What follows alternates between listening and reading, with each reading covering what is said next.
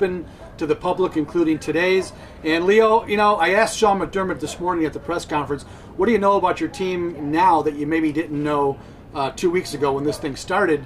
And he really didn't give me much of an answer. He basically said, we learned about their work ethic. He said they work hard. Yeah, well, we know they work hard, but it was a damning statement. Now, he's not going to usually bite on that anyways, but I would have hoped he would have learned more about the team than just that they work hard. I don't know. I mean, it was a good camp for the defense, which they usually are. This offense, to me, is a little bit of a problem. I know it's early, but boy, they have not been real sharp on offense. Yeah, and I mean, I guess the story of camp is like injuries to the offensive line. Right. Now when you talk about injuries in the NFL sense, that's like reporting on people yawning. I mean, it happens all the time, and that's the biggest news out here. But the line that you had hoped to see a little bit, if they could have, I mean, I suppose it was unrealistic to think about it with only 10 practices that they were going to pick 5 guys. Right. But they conceivably could have. They could have.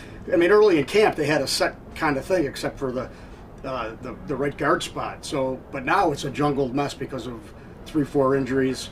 And, of course, that led to some news today with the signing of a local kid. Yeah, they had to put that's a tough name, man. LaAdrian Waddle, what's a tough name to say. He had to go on injured reserve. I mean, Sean said he tore his quad, and there was pretty much no chance he was going to come back. So he's off the 90-man roster. They signed Jerron Jones, the former Aquinas Institute and Notre Dame standout as a defensive lineman at Notre Dame, who's now switched over to the offense. He did that right away, in fact, when he came out of Notre Dame, signed with the Giants in 2017, undrafted, and he's been on that side of the ball for every team he's been with, which is about 6. He's bounced around quite a bit. All practice squad duty, has never been active for a game, so he gets the call today, last night, and got into Rochester and was on the field. It's a long shot. He's certainly a long shot to very make long it. shot. It's so nice. We'll see. I know his mother, Lakeisha, I think she pronounces her name. Very energetic woman. She was certainly happy. She was here today. She got a pass in time. Caught the last end of the last practice here, and she was ecstatic. And they just said, hey, it's a blessing. We're going to enjoy the ride.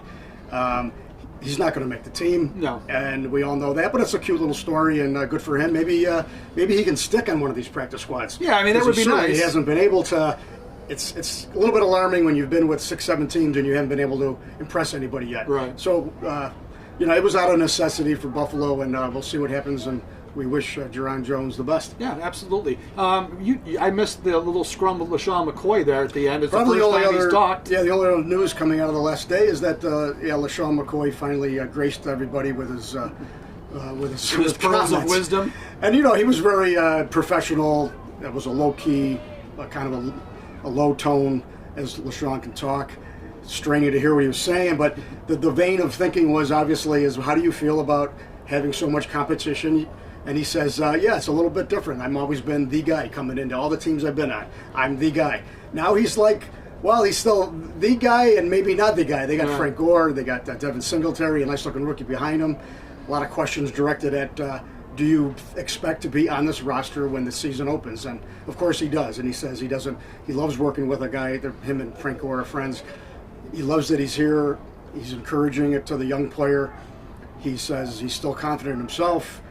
But, he's 31 years old. There's lots of things that running backs, have to tackle at that point. And 31 and in decline. Yeah, and in decline. He's coming off a really down year. So he's very, I would describe his mood as very upbeat, but realistic and a little bit, not solemn, but very professional, very to the point today.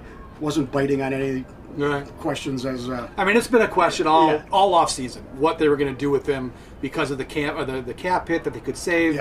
Look, I've told you right along, I will believe it when I see it when he's on the roster day one. A lot can still happen. There could be injuries somewhere else, and a trade might come to pass where the Bills could actually get some value for LeSean. I don't personally think they need him on the team. I think they could do okay in the run game without him at this point. But again, it's a matter it's going to have to play out here, and my best guess will be that he will be the opening day running back. All right, for Leo, I am Sal. We're going to wrap it up from the sauna that is St. John Fisher College. Hope you enjoyed our coverage of the camp at DemocratandChronicle.com. But again, just because they're leaving here, we've got a long way to go. Camp's far from over. Camp is far from over, and we're going to be there every day covering it for you. So have a great day for now, and we'll talk to you next time.